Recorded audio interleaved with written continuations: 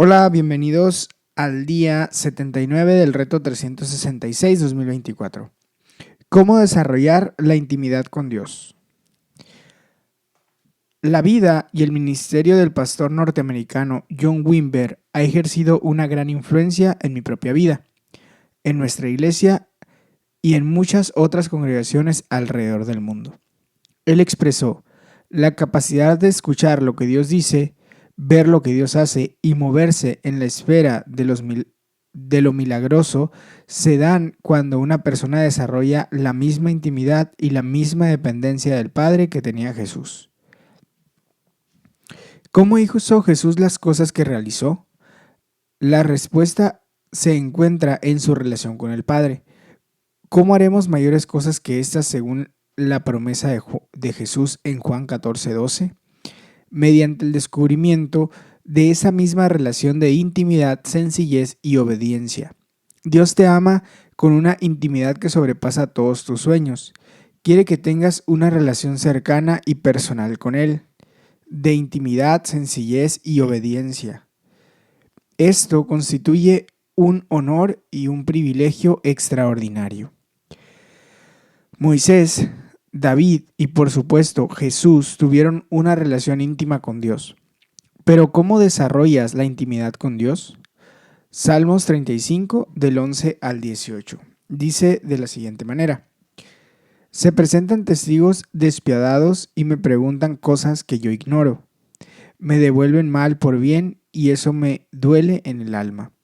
Pues cuando ellos enfermaban, yo me vestía de luto, me afligía y ayunaba. Ay, si pudiera retractarme de mis oraciones. Me vestía yo de luto, como por un amigo o un hermano. Afligido, inclinaba la cabeza, como si llorara por mi madre. Pero yo tropecé y ellos se alegraron, y a una se juntaron contra mí. Asaltantes que yo no conocía, me calumniaban sin cesar, me atormentaban, se burlaban de mí y contra mí rechinaban los dientes. ¿Hasta cuándo, Señor, vas a tolerar esto? Libra mi alma, mi única vida, de los ataques de esos leones.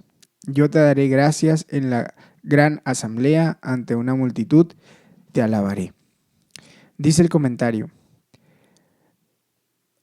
apertura, exposición y honestidad.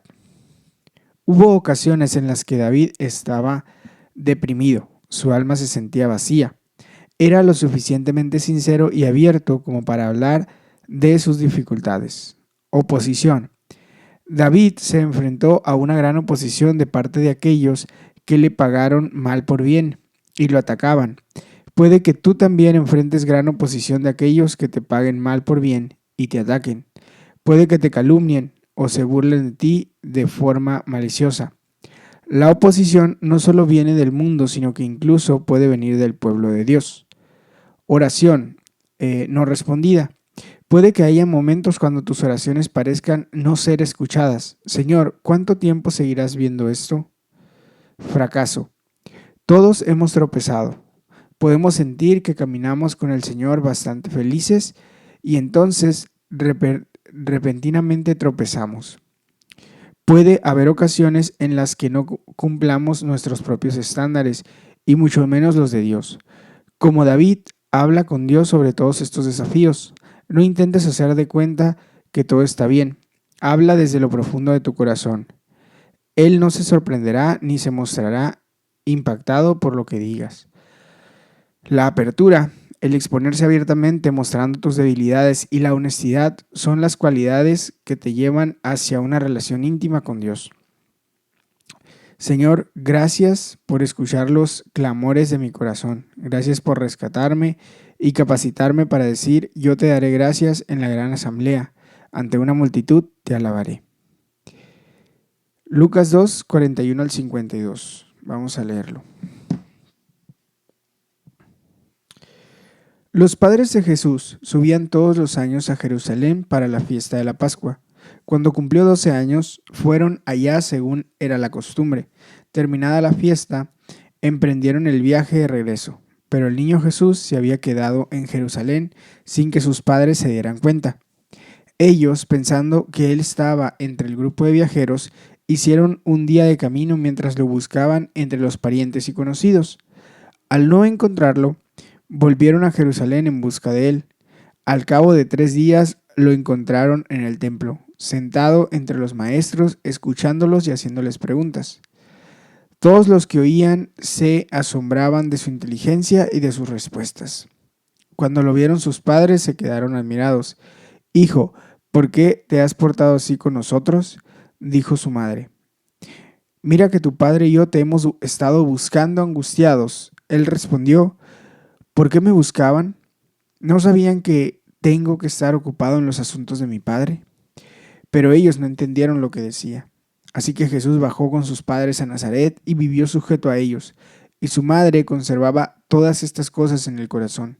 Jesús siguió creciendo en sabiduría y estatura, y cada vez más gozaba del favor de Dios y de la gente.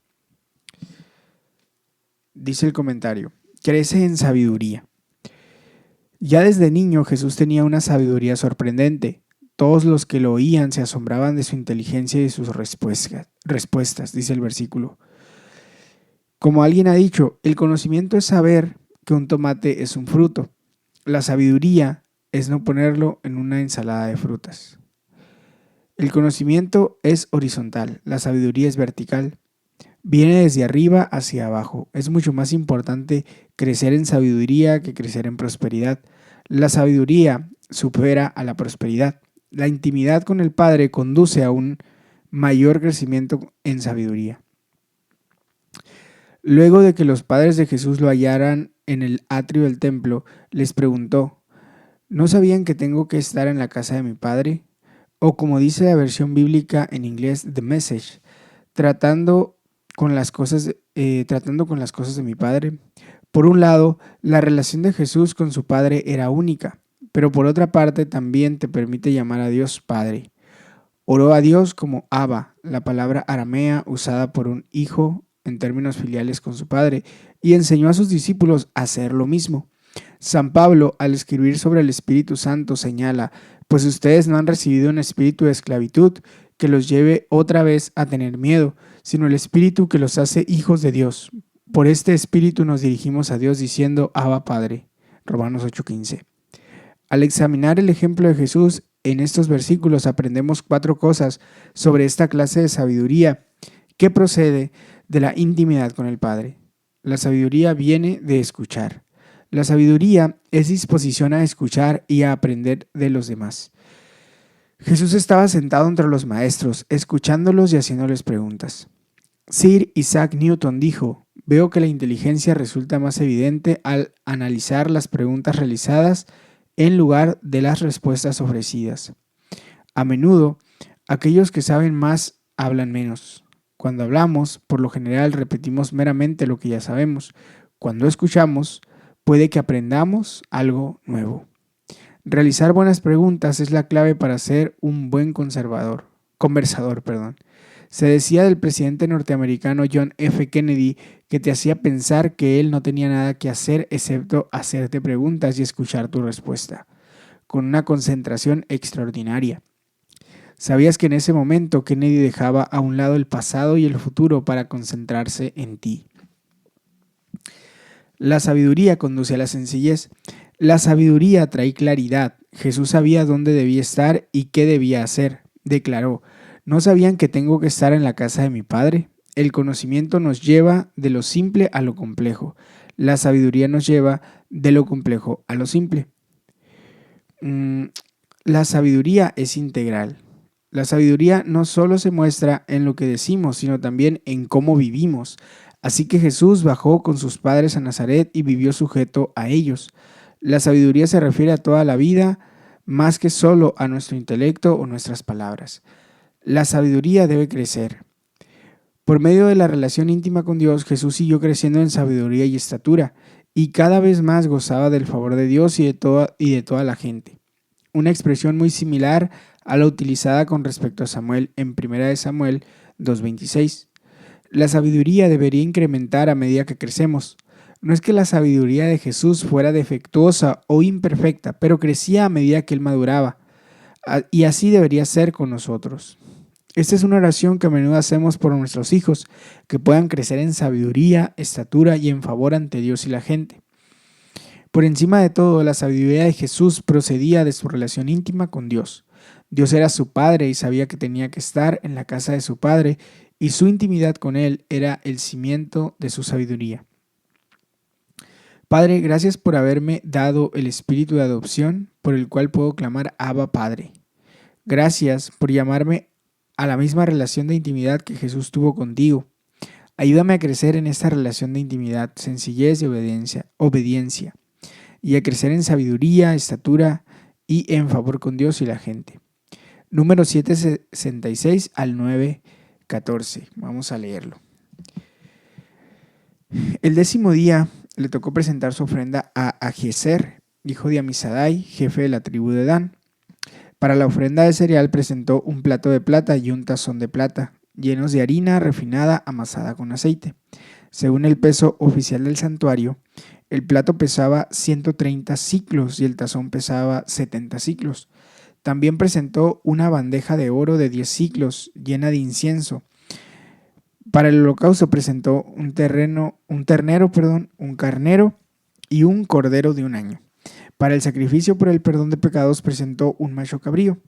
Para el sacrificio de comunión presentó 2 bueyes, 5 carneros, 5 machos cabríos y 5 corderos de un año. Esta fue la ofrenda de Ahiezer, hijo de Amisadai. El 11º día le tocó presentar su ofrenda a Pagiel, hijo de Ocrán, jefe de la tribu de Aser. Para la ofrenda de cereal presentó un plato de plata y un tazón de plata, llenos de harina refinada amasada con aceite. Según el peso oficial del santuario, el plato pesó 130 siclos y el tazón pesaba 70 siclos. También presentó una bandeja de oro de 10 siclos llena de incienso. Para el holocausto presentó un ternero, un carnero y un cordero de un año. Para el sacrificio por el perdón de pecados presentó un macho cabrío. Para el sacrificio de comunión presentó 2 bueyes, 5 carneros, 5 machos cabríos y 5 corderos de un año. Esta fue la ofrenda de Pagiel, hijo de Ocrán. El 12º día le tocó presentar su ofrenda a Ahirá, hijo de Enán, jefe de la tribu de Neftalí.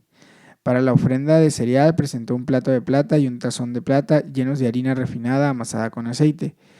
Según el peso oficial del santuario, el plato pesaba 130 siclos y el tazón pesaba 70 siclos. También presentó una bandeja de oro de 10 siclos llena de incienso. Para el holocausto presentó un ternero, un carnero y un cordero de un año. Para el sacrificio por el perdón de pecados presentó un macho cabrío. Para el sacrificio de comunión presentó 2 bueyes, 5 carneros, 5 machos cabríos y 5 corderos de un año. Esta fue la ofrenda de Ahirá, hijo de Enán.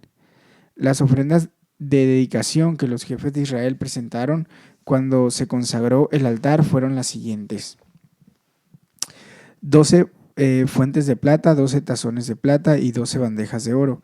Cada plato de plata pesaba 130 siclos y el tazón pesaba 70 siclos. El peso total de los objetos de plata llegaba a 2.400 siclos, según el peso oficial del santuario. Las 12 bandejas de oro llenas de incienso pesaban 10 siclos cada una, según el peso oficial del santuario.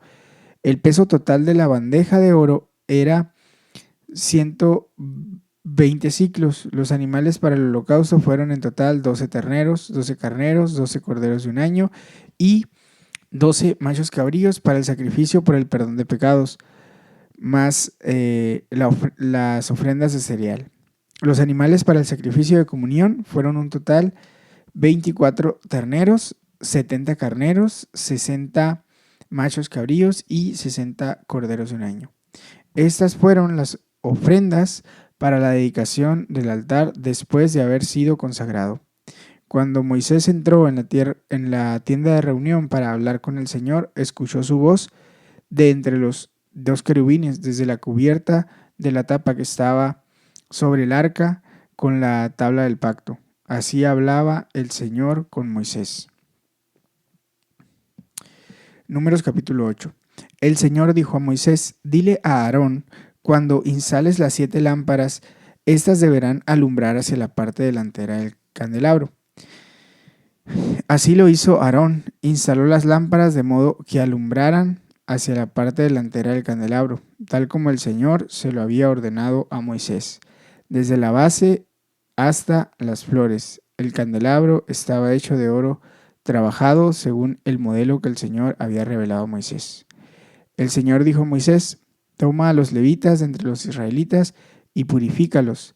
Para purificarlos, rocíales agua purificadora y haz que se afeiten todo el cuerpo y se laven los vestidos. Así quedarán purificados. Luego tomarán un ternero y una ofrenda de harina refinada amasada con aceite. Tú por tu parte tomarás otro ternero como sacrificio para el perdón de su pecado. Llevarás a los levitas a la tienda de reunión y congregarás a toda la comunidad israelita. Presentarás a los levitas ante el Señor y los israelitas les impondrán las manos. Entonces Aarón presentará a los levitas ante el Señor como ofrenda mecida de parte de los israelitas. Así quedarán consagrados al servicio del Señor. Los israelitas pondrán las manos sobre la cabeza de los novillos y tú obtendrás para ellos el perdón de su pecado ofreciendo un novillo como sacrificio por el perdón y otro como holocausto para el Señor. Harás que los levitas se pongan de pie frente a Aarón y sus hijos y los presentarás al Señor como ofrenda mecida. De esta manera apartarás a los levitas del resto de los israelitas para que sean míos. Después de que hayas purificado a los levitas y los hayas presentado como ofrenda mecida, ellos irán a ministrar en la tienda de reunión. De todos los israelitas, ellos me pertenecen por completo. Son mi regalo especial. Los he apartado para mí en lugar de todos los primogénitos de Israel. Porque mío es todo primogénito de Israel, ya sea hombre o animal. Los consagré para mí cuando herí de muerte a todos los primogénitos de Egipto. Sin embargo, he tomado a los levitas en lugar de todos los primogénitos de los israelitas, y se los he entregado a Aarón y a sus hijos como un regalo. Los levitas ministrarán en la tienda de reunión en favor de los israelitas y pedirán el perdón de sus pecados, para que no sufran una desgracia alrededor del santuario. Así lo hicieron Moisés, Aarón y toda la comunidad de Israel. Los israelitas hicieron todo lo que el Señor había mandado a Moisés en cuanto a los levitas, los cuales se purificaron y lavaron sus vestidos. Aarón los presentó ante el Señor como ofrenda mecida y pidió perdón por el pecado de ellos para purificarlos. Después de esto, los levitas fueron a la tienda de reunión para ministrar ahí bajo la supervisión de Aarón y de sus hijos. Así se cumplió todo lo que el Señor había mandado a Moisés en cuanto a los levitas. El Señor dijo a Moisés: esta norma se aplicará a los levitas.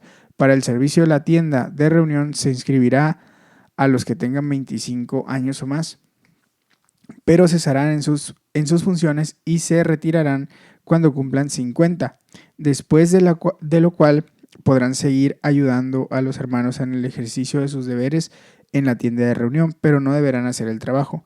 Estos son los deberes que asignarás a los levitas. Números capítulo 9. El Señor habló a Moisés en el desierto de Sinaí, en el primer mes del segundo año después de la salida de Egipto. Le dijo: los israelitas celebrarán la Pascua en la fecha señalada.